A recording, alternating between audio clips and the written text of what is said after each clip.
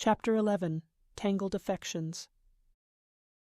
The campfire crackled, its light casting flickering shadows on the trees surrounding the small clearing. Ava sat cross-legged beside Luca, wrapping her arms around her knees as she stared into the flames. The weight of the tome rested in her lap, its glyphs dark and silent for now.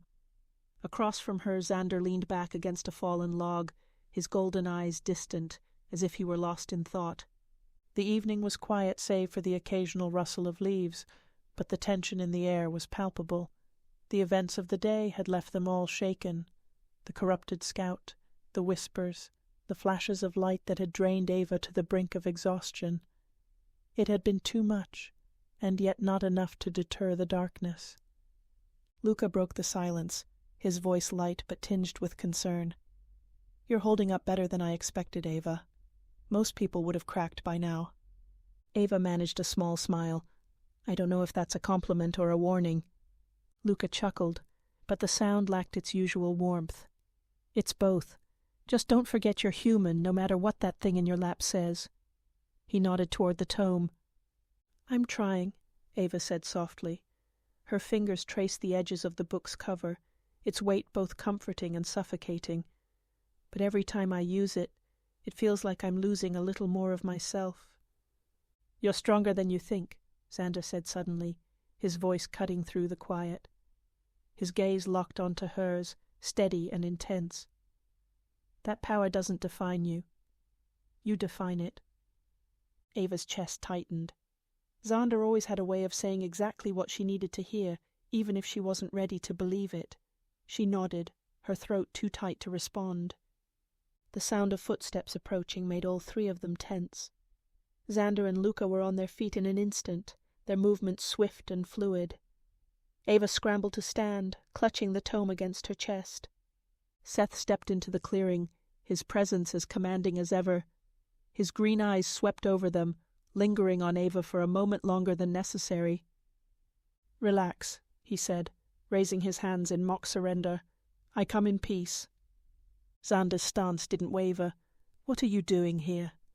Seth's lips curved into a faint smirk. "Checking on your progress. You've been busy, I see." "We don't need your help," Xander growled. His tone was low and dangerous, but Ava could see the tension in his shoulders, the barely restrained anger that simmered beneath the surface. "You don't speak for all of us," Ava said, stepping forward. She met Seth's gaze, ignoring the flicker of something she couldn't name that passed between them. "What do you want?" Seth's smirk softened, his expression turning serious. "To warn you, the darkness is moving faster than even I anticipated. You'll need more than brute strength and flashes of light to stop it." Xander's hands curled into fists. "And I suppose you have all the answers?" "No," Seth said simply, "but I have experience, and knowledge you don't.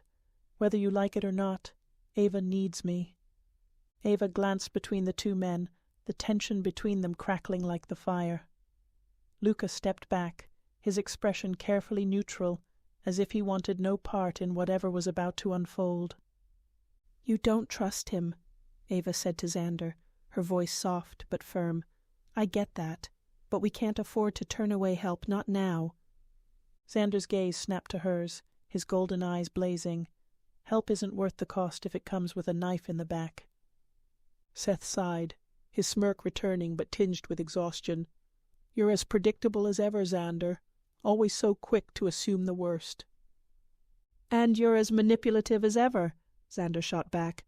"I haven't forgotten what you did." Ava's heart sank. "What are you talking about?" Neither man answered her. Seth's expression hardened, while Xander's jaw tightened. The silence between them was heavy, charged with unspoken history.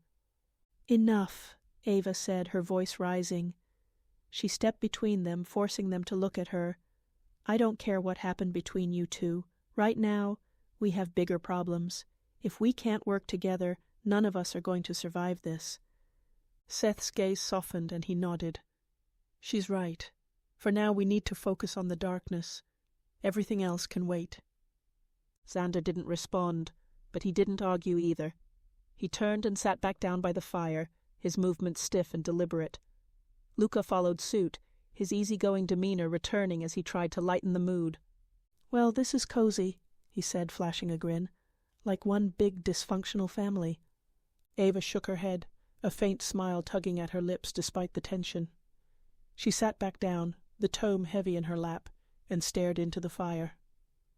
Seth remained standing, his gaze distant as he watched the flames. The silence stretched on, but it wasn't the oppressive silence of earlier. It was a tentative truce, fragile but real, for now it was enough.